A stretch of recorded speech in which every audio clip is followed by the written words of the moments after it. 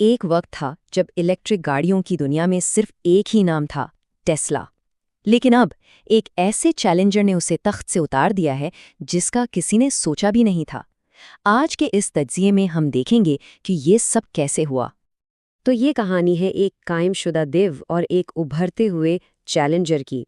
एक तरफ टेस्ला, जिसने इलेक्ट्रिक गाड़ियों के इनकलाब की बुनियाद रखी, और दूसरी तरफ है BYD, वो कंपनी जो इतनी खामोशी से आगे बढ़ी कि आज दुनिया की सबसे बड़ी ईवी सल्तनत बन चुकी है।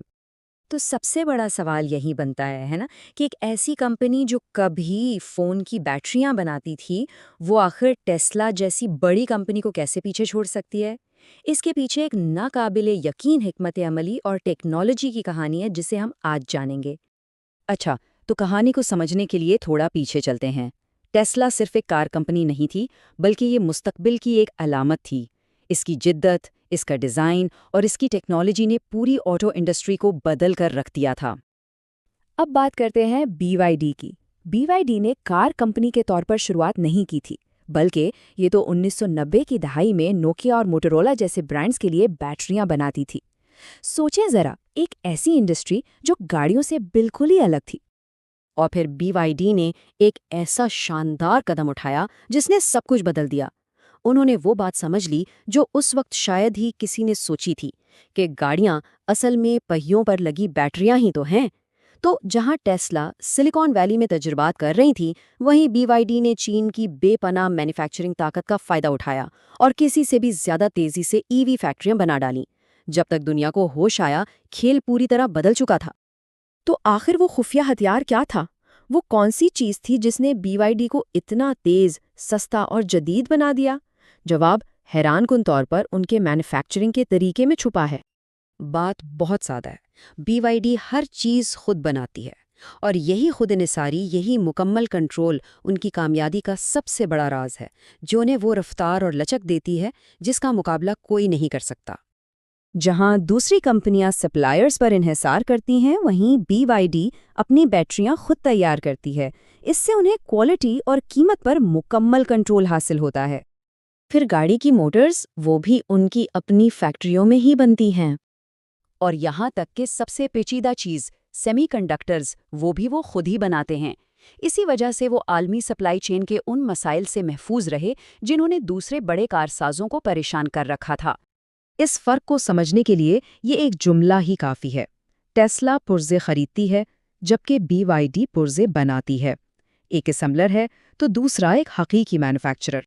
और फिर आया वो हथियार जिसने सब कुछ बदल कर रख दिया, BYD की ब्लेड बैटरी। ये टेक्नोलॉजी का एक ऐसा शाहकार है जो न सिर्फ महफूज है, बल्कि सस्ती और ज्यादा पायदार भी है। तो जहां टेस्ला आज भी बैटरी की कीमतों से परेशान है, वहीं BYD उन्हें धड़ाधड़ बना रही है।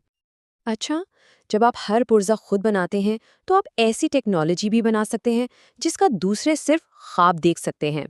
और अब बात करते हैं एक ऐसे ही शाहकार की, एक ऐसी कार जिसने पूरी दुनिया को हैरान करके रख दिया है। ये BYD की टेक्नोलॉजी की ताकत का सबसे बड़ा सबूत है।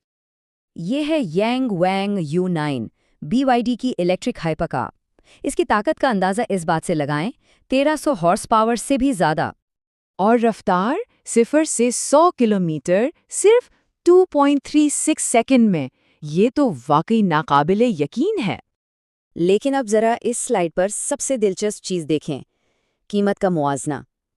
जहां अमरीकी इलेक्ट्रिक सुपरकारें $4 लाख से भी महंगी हैं, वहीं यांगवांग U9 की कीमत सिर्फ $1.5 लाख के करीब है। मतलब आधी कीमत में दुगनी टेक्नोलॉजी। और हाँ, ये कार ना सिर्फ 3 पहियों पर चल सकती है, बल्कि ये उछल भी सकती है। तो ये तो हुई टेक्नोलॉजी की बात। लेकिन सवाल ये है कि BYD ने इस बर्तरी को मार्केट पर कब्जे में कैसे बदला। इसके लिए इन्होंने अपनी तकनीकी ताकत को एक बेमिसाल हिकमत अमली के साथ इस्तेमाल किया। ये आदादो-शुमार खुद पूरी कहानी बता रहे हैं। देखें, 2023 में टेस्ला दुनिया में सबसे ज़्यादा इलेक्ट्रिक गाड़ियां बेचने वाली कंपनी थी, लेकिन 2024 में BYD ने बाजी पलट दी, और अंदाज़ा यही है कि 2025 में भी वो आगे ही रहे भी। ये मार्केट में एक बहुत बड़ी तब्दीली है। तो उनकी जीतने की हिकमत अमली क्या है?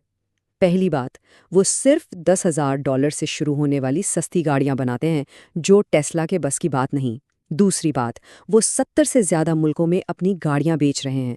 और सबसे अहम बात, वो हर 3 महीने में एक नया मॉडल लॉन्च कर देते हैं, जिससे मार्केट में हमेशा उनकी धूम मची रहती है। तो क्या ये सब ऐसे ही चलता रहेगा? क्या BYD की ये सल्तनत वाकई नाकाबिले शिकस्त है? अब जरा देखते हैं कि मुस्तकबिल में क्या होने वाला है और क्या टेस्ला इसका मुकाबला कर पाएगी। देखें, BYD यहाँ रुकने वाली नहीं है। उनके मंसूबे तो और भी बड़े हैं। सॉलिड स्टेट बैटरियाँ, उड़ने वाली टैक्सियाँ, स्मार्ट शहर और यहाँ तक के $8,000 से भी सस्ती गाड़ियाँ। ये तो ट्रांसपोर्टेशन के मुस्तकबिल को पूरी तरह बदल कर रख देंगे।